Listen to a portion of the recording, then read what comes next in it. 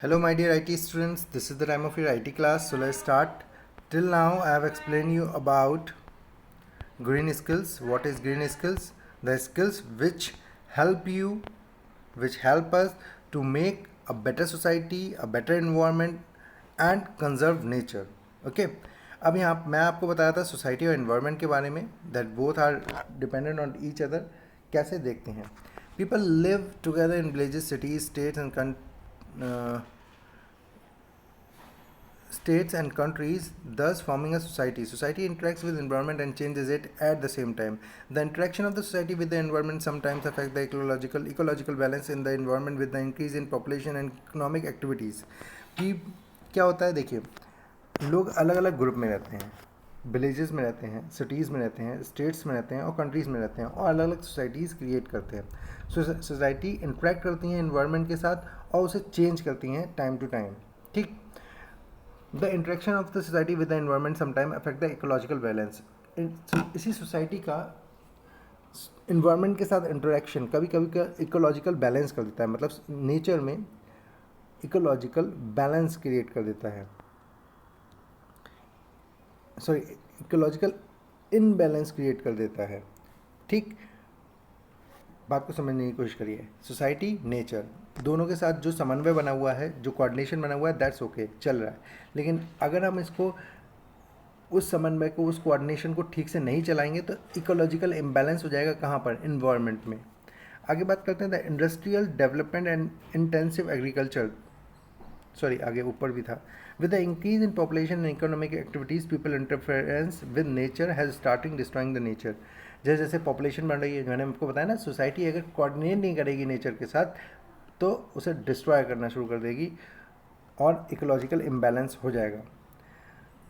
जैसे जैसे पॉपुलेशन बढ़ रही है, ठीक, हम नेचर को और इंटरफेरेंस कर रहे हैं, उसमें और इंटरफेयर कर रहे हैं, और इंटरफेयर कर रहे हैं, और इंटरफेयर कर रहे हैं नेचर में, और उसको डिस्ट्रॉय करना शुरू कर देते हैं हम कहीं ना कहीं. The industrial development and intensive agriculture that provide the goods of a increasingly consumer oriented society uses up large amounts of natural resources. बढ़ती जनसंख्या के लिए, बढ़ती पॉपुलेशन के लिए इंडस्ट्रियल डेवलपमेंट, इंटेंसिव एग्रीकल्चर, इन सब की ज़रूरत पड़ रही है. जिससे क्या हो रहा है, एक बहुत बड़े अमाउंट का नेचुरल रिसोर्स यूज़ किया जा रहा है. बात को समझने की कोशिश करिए. बढ़ती जनसंख्या की ज़रूरतों को पूरा करने के लिए अलग अलग फैक्ट्रीज़ लगाई जा रही है, ज़्यादा से ज़्यादा खेती की जा रही है, अलग अलग तरीके से पेस्टिसाइड, केमिकल्स, इन सब का यूज़ किए करके फार्मिंग की जा रही है. बड़ी बड़ी कंपनीज़ लगाई जा रही है, फैक्ट्रीज़ लगाई जा रही हैं, इंडस्ट्रीज़ लगाई जा रही हैं. किस लिए? बढ़ती जनसंख्या की ज़रूरतों को पूरा करने के लिए, जिसके लिए बहुत ही बड़े तरीके से नेचुरल रिसोर्सेज का यूज़ किया जा रहा है, such as water, minerals, petroleum product, wood, etc. Petroleum products and wood, etc. कैसे कैसे? जैसे वाटर, पानी का, आप देख सकते हैं किसी भी फैक्ट्री में ज़्यादा से ज़्यादा कितना ज़्यादा पानी का यूज़ किया जाता है. और आप ये भी देखिए, most of the factories are set up near the river banks, near the water canal, नहरों के पास, नदियों के पास क्या फैक्ट्रीज लगती हैं बड़ी बड़ी, ताकि पानी का ज़्यादा से ज़्यादा यूज़ कर सकें. मिनरल्स, अलग अलग मिनरल्स का यूज़ कर रहे हैं. पेट्रोलियम प्रोडक्ट्स का यूज़ किया जा रहा है, वुड का, इस सब चीज़ों का, जो जितने भी ये नेचुरल रिसोर्स हैं, इनके ज़्यादा से ज़्यादा यूज़ किया जा रहा है. अब नेचुरल रिसोर्स के बारे में करते हैं. Resource can be defined and नहीं नेचुरल और आर्टिफिशियल सब्सटेंस, एनर्जी और organism which is use by human being for its welfare. वो रिसोर्स, कोई भी रिसोर्स दो तरीके का हो सकता है, या तो नेचुरल और आर्टिफिशियल. ठीक. जो एनर्जी प्रोवाइड करता है,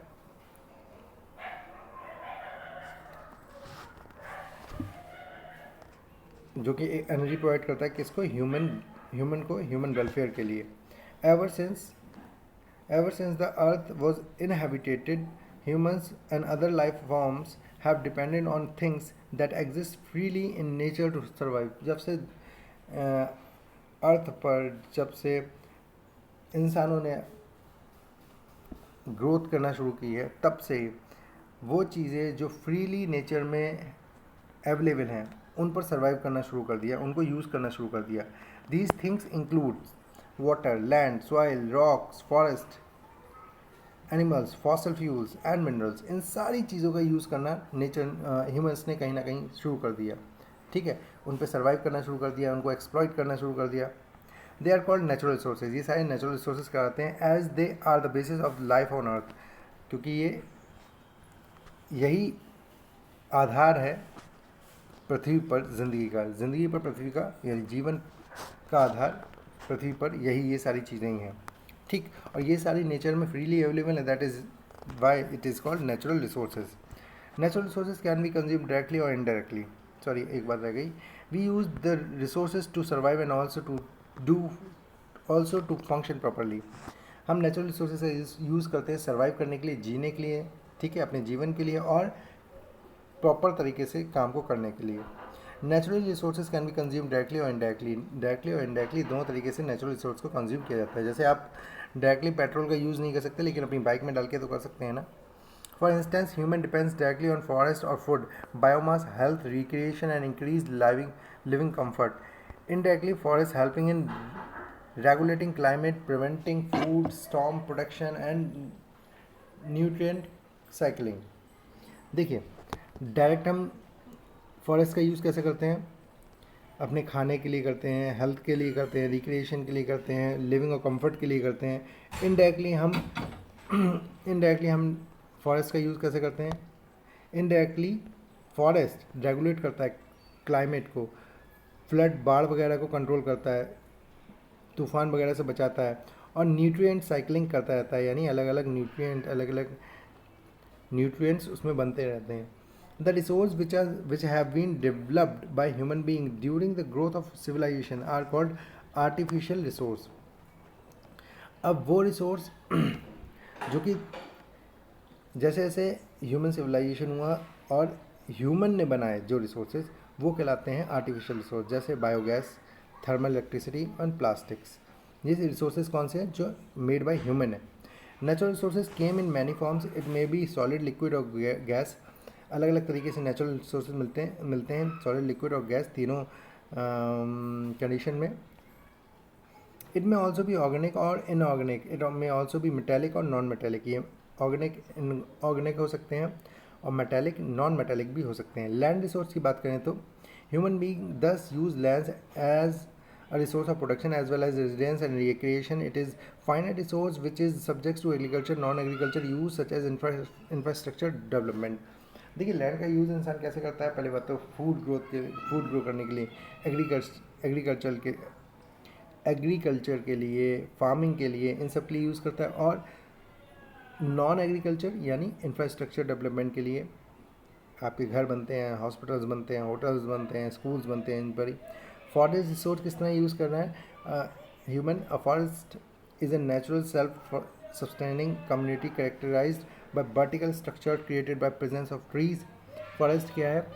एक बहुत बड़ी जगह पर ट्रीज़ की ग्रोथ फॉरेस्ट कहलाती है. यहाँ पर wood is use for making furniture. यहाँ से वुड आप यूज़ करते हो. Tool handles, railway sleepers, match, plug, bridges, boats, and as a source of energy of cooking purpose and keeping warm. Tannins, gums, drugs, spices, insecticides, waxes, honey, horn, musk, ivory, hide, etc. all provided by the flora and fauna of forest. ये सब कुछ forest से ही मिलता है.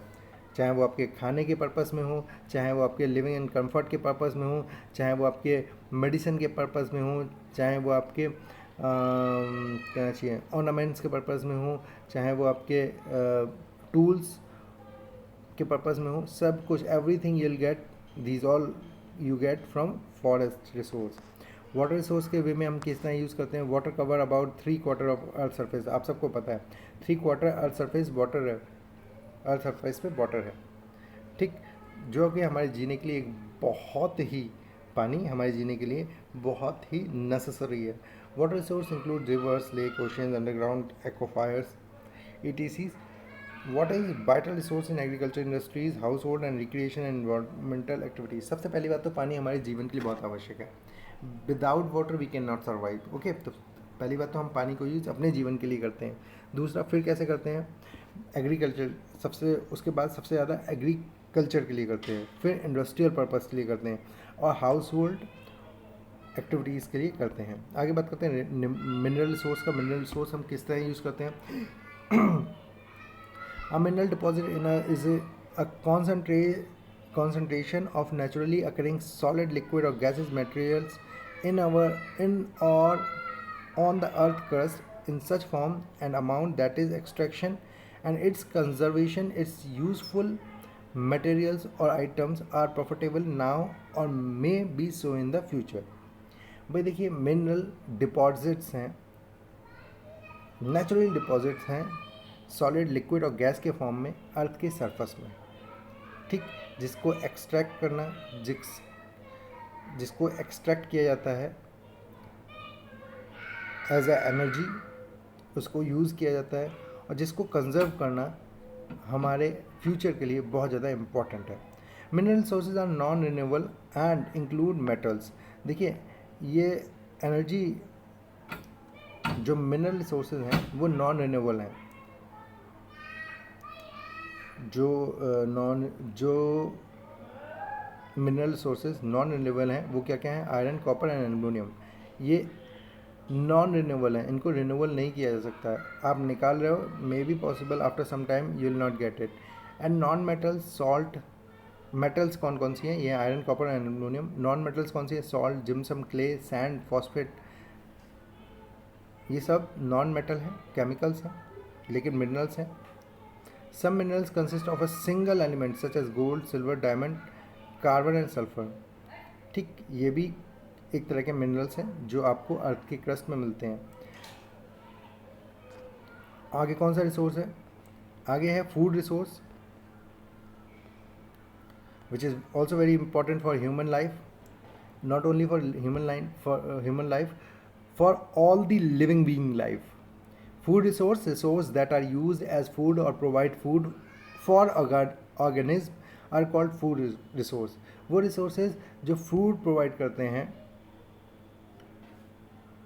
Organism के लिए, living being के लिए, फूड रिसोर्सेज कहलाते हैं। Plant serve as food resource for herbivorous and omnivorous, दोनों के लिए, हर्बीवोरस और ओमनीवोरस के लिए प्लांट्स फूड रिसोर्स का काम करते हैं। Animals and birds are the source of food for many organism who are carnivorous and omnivorous.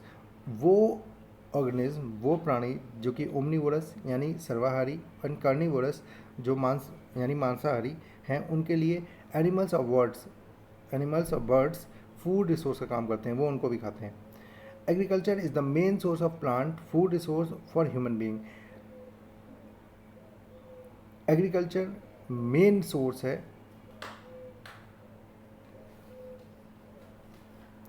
Human being के फूड का।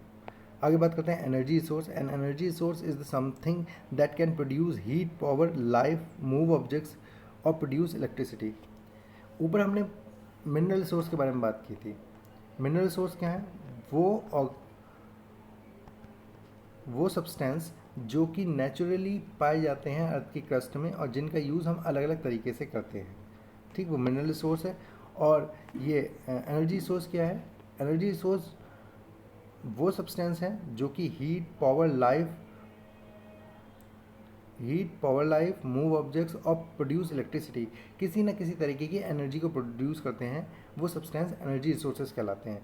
जैसे there are 5 fundamental source of energy. Energy की 5 फंडामेंटल सोर्स है, कौन कौन से, nuclear fusion, in the sun solar energy, सबसे पहले सोलर एनर्जी। दूसरी gravity generated by earth and moon, gravity energy resource. Nuclear fusion reaction यानी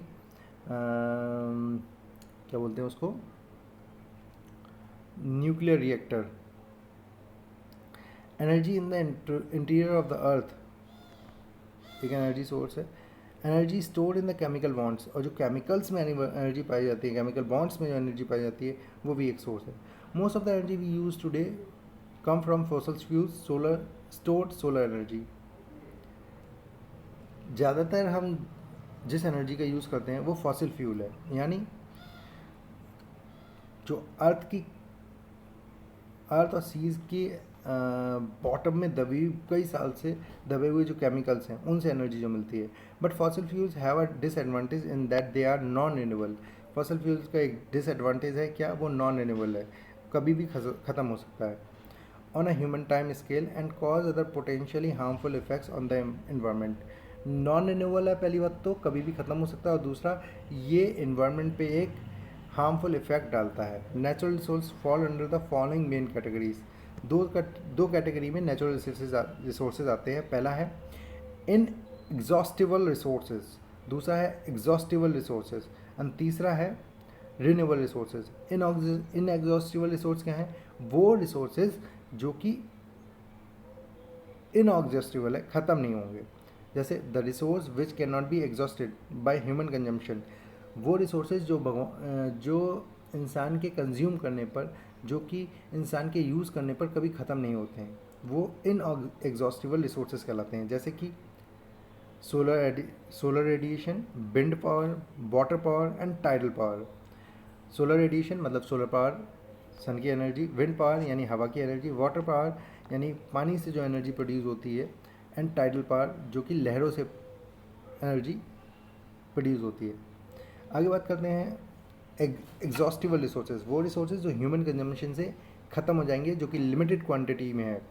there are some resources which are available in limited quantities and are going to be exhausted as a result of continuous use से वो resources ख़त्म हो जाएंगे क्योंकि वो limited quantities में है।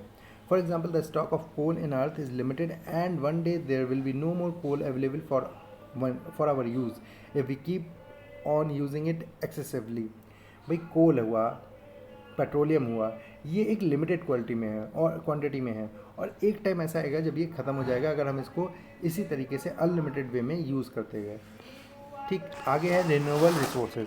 रिन्यूएबल रिसोर्सेज क्या क्या होते हैं, वो resources which can be renewable, जिनको आप रिन्यू कर सकते हैं। Renewable resources are those that are constantly available और कैन बी रीजनेबल रिप्लेस और रिकवर्ड। भाई देखिए, वो रिन्यूएबल जो कि ईजिली अवेलेबल है, हमेशा अवेलेबल है, और जिनको आप किसी रीज़न से रिप्लेस और रिकवर्ड कर सकते हैं, like vegetative lands. Even though some renewable resources can be replaced, they may take many years to form and then does not make them renewable.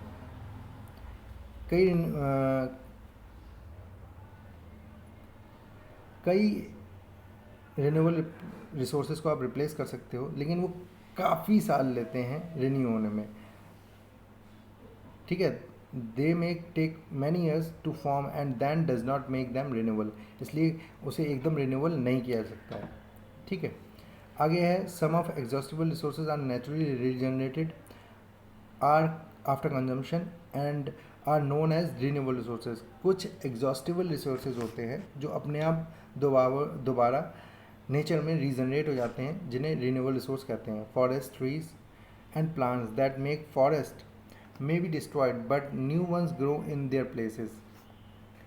Forest का हम यूज़ कर लेते हैं, ट्रीज़ का यूज़ कर लेते हैं, एग्जॉस्टेबल रिसोर्स है, लेकिन अपने आप वो दोबारा उग भी आते हैं।